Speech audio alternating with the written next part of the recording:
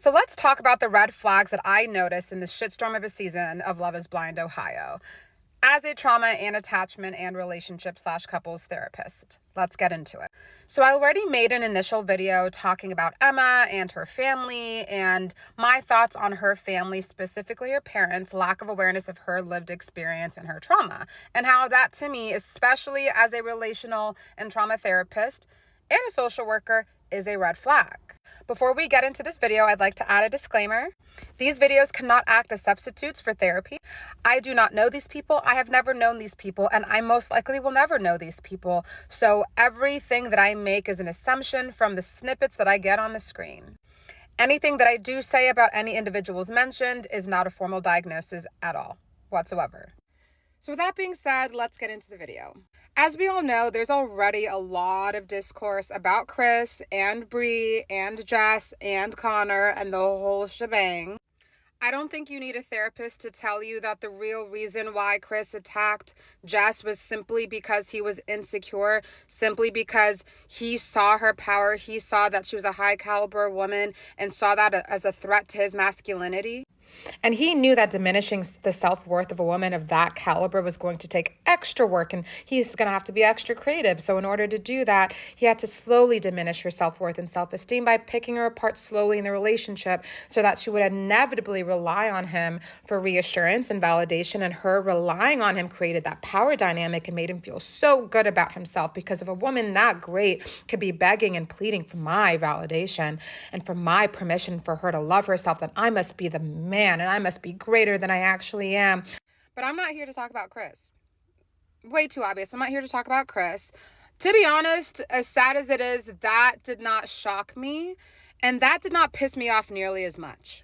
I'll tell you who did piss me off, because I've dealt with a lot of Chris's in my life. A lot. But what I cannot stand as a woman is the Brees of the world. And yes, she disrespected both her fiance and who she claimed to be her friend, Jess, in that interaction that she had with Chris during their little get-together.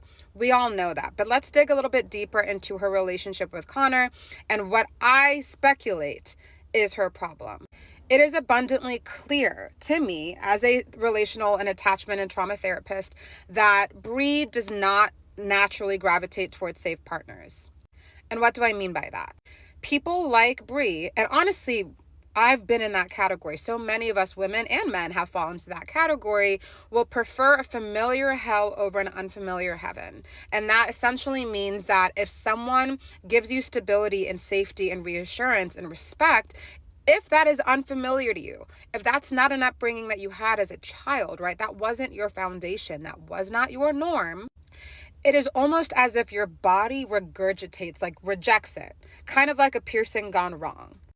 It's like you're having this emotional internal reaction, like an allergic reaction to safe and healthy and reassuring partners. And instead, you gravitate towards what's familiar. So like I said, you prefer a familiar hell over an unfamiliar heaven. So this looks like gravitating towards the Chris's of the world. Despite the fact that Chris did not choose her, despite the fact that Chris has disrespected women to her face, not just the woman he was engaged to, but disrespected Bree. He quite literally told her that they would be a great hookup buddy situation, whatever that was. I don't even know. But despite the blatant disrespect he has shown her, he has shown other women, and he has shown her fiance, she seems enticed by him.